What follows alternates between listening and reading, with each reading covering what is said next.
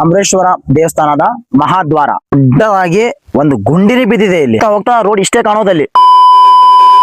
ಈಗ ನೀವೇನ್ ನೋಡ್ತಾ ಇದ್ದೀರಾ ಅದು ಅಮರೇಶ್ವರ ದೇವಸ್ಥಾನದ ಮಹಾದ್ವಾರ. ಅದು ಅಮರೇಶ್ವರ ದೇವಸ್ಥಾನಕ್ಕೆ ಹೋಗುವಂತ ರಸ್ತೆ, ಅದು ಮಹಾದ್ವಾರ. ಈ ಕಡೆ ನೋಡ್ತಾ ಇದ್ದೀರಾ NH 150 A ರೋಡ್. ಇದು ನ್ಯಾಷನಲ್ ಹೈವೇ ರೋಡು. ಇದು ಕೂಡ ನ್ಯಾಷನಲ್ ಹೈವೇ ರೋಡು. ಇದು ಗುರುಗುಂಟಕ್ಕೆ ಕಲ್ಪಿಸುವಂತ ರಸ್ತೆ. ಈ ಕಡೆ ಹೋಗುವಂತದ್ದು ಲಿಂಗಸೂಗೂರು, ನಮ್ಮ ಕ್ಷೇತ್ರಕ್ಕೆ ಹೋಗುವಂತ ದಾರಿ. ಅದರ ಮುಂದುಗಡೆನೆ ಆಸ್ ಇಟ್ ಈಸ್ ಅಮರೇಶ್ವರ ದೇವಸ್ಥಾನದ ಮಹಾದ್ವಾರದ ಮುಂದುಗಡೆನೆ ಬಂದಿರೋ ರಸ್ತೆನೆ ನಮ್ಮ ಕೋಟ ಗ್ರಾಮಕ್ಕೆ ಹೋಗುವಂತ ರಸ್ತೆ. ಈ ರಸ್ತೆಯ ಬಗ್ಗೆ ಹಿಂದೆಯೂ ಕೂಡ ನಾನು ಬಹಳಷ್ಟು ವಿಡಿಯೋಗಳನ್ನ ಮಾಡಿ ಹೇಳಿದ್ದೇನೆ, ತೋರಿಸಿದ್ದೇನೆ ರಸ್ತೆ ಯಾವ ತರ ಹಾಳಾಗಿದೆ ಅಂತ ಹೇಳಿ. ಬನ್ನಿ ಇವತ್ತು ಕೂಡ ಯಥೇಚ್ಛವಾಗಿ ನಾನು ಯಾವ ತರ ಗುಡ್ಡಿಗಳಿವೆ ಅಂತ ನಾನು ಯಥೇಚ್ಛವಾಗಿ ವಿವರಣೆ ಮಾಡ್ತೇನೆ. ಮುಳ್ಳು ನೋಡಿ ಯಾವ ತರ ಹೊರ ಬಂದಿದೆ ಅಂತ ಹೇಳಿ ಹೋಗ್ಲಿಕ್ಕೆ ಆಗಲ್ಲ. ಈ ತರ ಮುಳ್ಳುಗಳು, ಅದರಲ್ಲಿ ಈ ತರದ ದಾರಿಗಳು, ಮತ್ತೆ ಅದರಲ್ಲಿ ಈ ತರದ ದಾರಿ.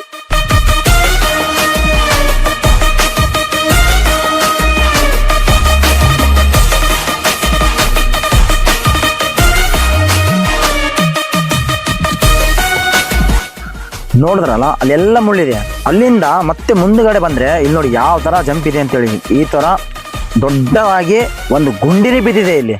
ಈ ಕಡೆ ಹೋದ್ರೇನು ಕೆಳಗಡೆ ಹೋಗಿ ಎಲ್ಲಿ ಬೀಳ್ತೀವನ್ನೋ ಒಂದು ಭಯ ಕೂಡ ಜಾಸ್ತಿ ಕಾಣುತ್ತೆ. ಈ ಕಡೆ ಬಂದ್ರೆ ಹೋಗಕ್ಕೂ ಆಗಲ್ಲ. ಮುಂದೆ ಬಂದ್ರೆ ಇದೆಲ್ಲ ಆ ಥರನೇ ಹೇಗಿದೆ. ಅದ್ರ ಜೊತೆಗೆ ಈ ಕಡೆ ಹೋಗ್ಬೇಕಂದ್ರೆ ಇದೆಲ್ಲ ಮುಳ್ಳು ನೋಡಿ ಎಷ್ಟು ಹೊರ ಬಂದಿದೆ ಅಂತೇಳಿ.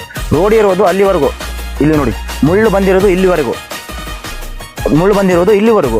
ಈ ತರ ನಾವು ಹೋಗ್ತಿರ್ಬೇಕಾದ್ರೆ ಏನಲ್ಲಿ ಸ್ವಲ್ಪ ಸ್ಪೀಡಲ್ಲಿ ಇದ್ರೆ ಮುಳ್ಳಿನ ಟಚ್ ಆದ್ರೆ ಕಣ್ಣಿಗೆ ಏನಾದ್ರು ಬೆಳೆದ್ರೆ ಅದಕ್ಕೆ ನೇರ ಹೊಣೆ ಯಾರು?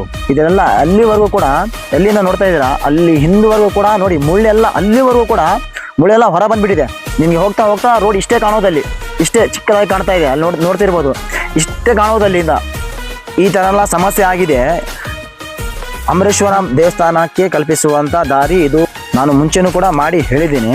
ಆದಷ್ಟು ಬೇಗ ಸಂಬಂಧಪಟ್ಟ ಅಧಿಕಾರಿಗಳಾಗಲಿ ಇದನ್ನು ಸ್ವಲ್ಪ ಗಮನ ಹರಿಸಿ ಆದಷ್ಟು ಬೇಗ ಒಂದು ಪ್ಯಾಚ್ ವರ್ಕ್ ಆದರೂ ಮಾಡಿ. ಇದಕ್ಕೆ ಸ್ವಲ್ಪ ಎಲ್ಲರಿಗಾದರೂ ಸ್ವಲ್ಪ ನೆಮ್ಮದಿ ಆದರೂ ಸಿಗುತ್ತೆ. ನಮ್ಮ ಉತ್ತರ ಕರ್ನಾಟಕದ ಪರಿಸ್ಥಿತಿ ಇದು. ಸದ್ಯಕ್ಕೆ ನಡೀತಿರುವಂಥ ಪರಿಸ್ಥಿತಿ, ನಮ್ಮ ತಾಲೂಕಿನಲ್ಲಿ ನಡೀತಿರುವಂಥ ಸದ್ಯದ ಪರಿಸ್ಥಿತಿ.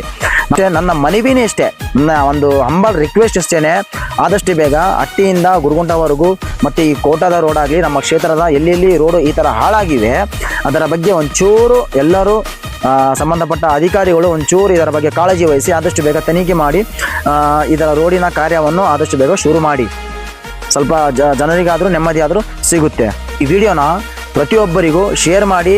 ನಮ್ಮ ಉತ್ತರ ಕರ್ನಾಟಕದ ಎಲ್ಲ ಶಾಸಕರಿಗೂ ಟ್ಯಾಗ್ ಮಾಡುತ್ತಾ, ಕಮೆಂಟ್ ಮೂಲಕ ಅವರನ್ನು ಎಲ್ಲರನ್ನು ಟ್ಯಾಗ್ ಮಾಡುತ್ತಾ ಈ ವಿಡಿಯೋನ ಪ್ರತಿಯೊಬ್ಬರಿಗೂ ಶೇರ್ ಮಾಡಿ. ಸಿಗೋಣ ಮತ್ತೊಂದು ವಿಡಿಯೋದರ ಮುಖಾಂತರ.